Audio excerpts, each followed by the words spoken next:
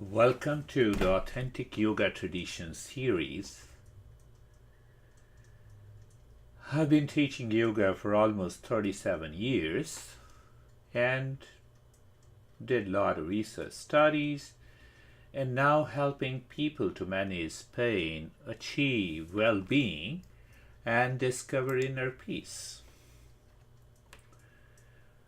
In the last introductory episode, we discussed about the modern versus the authentic yoga tradition and its understanding. We discussed briefly about the subject, the purpose, and the results based on the teachings of the great masters, not only who discovered yoga but continued the same tradition.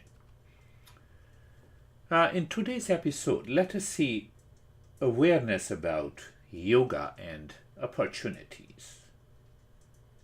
This is the data that I pulled out almost 5 years back. At that time, more than 1 billion people around the world practice yoga in one or the other form, for one or the other reasons.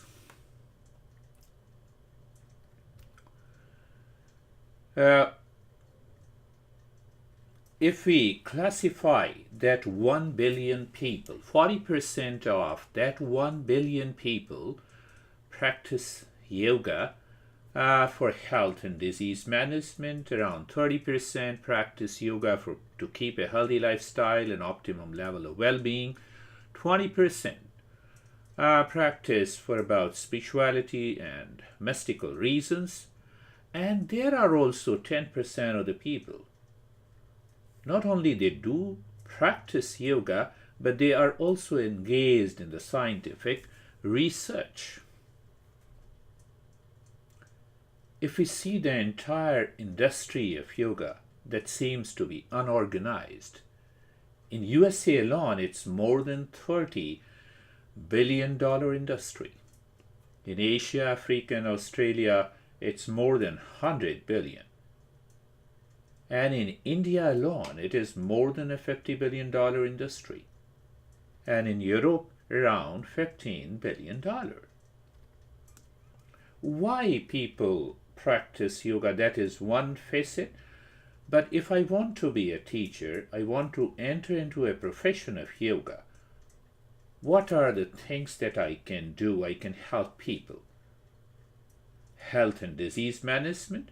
We can offer as an alternative or adjunctive mode of the treatment, not only for the psychological, physical disorders, including the physical chronic pain.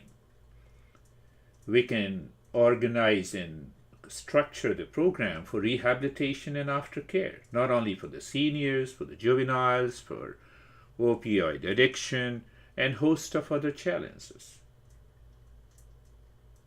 We can introduce yoga to the youth for violence management. We can offer certification, the centers. There are almost, I would say, 50 universities in the world that offers different yoga courses. But there is a bit of difference. If you learn the authentic yoga tradition, that integrates almost all the facets of yoga. And obviously, employment opportunities lies in the field of research, whether it's a fundamental or clinical research. There are a host of the social problems that integral yoga practices, not a style. Integration means that includes almost 6 or 7 different groups of the practices to help manage the social problems. It is already working for the world peace, and if we want to know who am I, it awakens you to the higher consciousness, commonly known as the spirituality. The biggest question comes if we have a tremendous opportunity in yoga. It's worth a couple of billions of dollars industry. Why not it is recognized?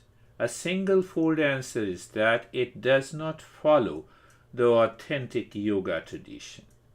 One. Second is there is no listing in the stock exchange. However, now many people are coming forward and they are registering their services online, but it is yet to be registered in a stock exchange. Another issue is that it is unorganized sector. Again, it is the same problem. If I follow the authentic yoga tradition and I specialized in one particular area, we have 3,000 texts and the different streams. But no, we are working on different styles. Shy calling it an industry. Many people do not say yoga cannot be industry. Spiritual versus material challenges. And there is a non-uniform approach. Even though the authentic text lays down a very uniform approach to a yoga tradition. And the greatest challenge is that it is divided into sectors, schools, and tradition. That we'll be talking in detail and understand how we can receive the finest education.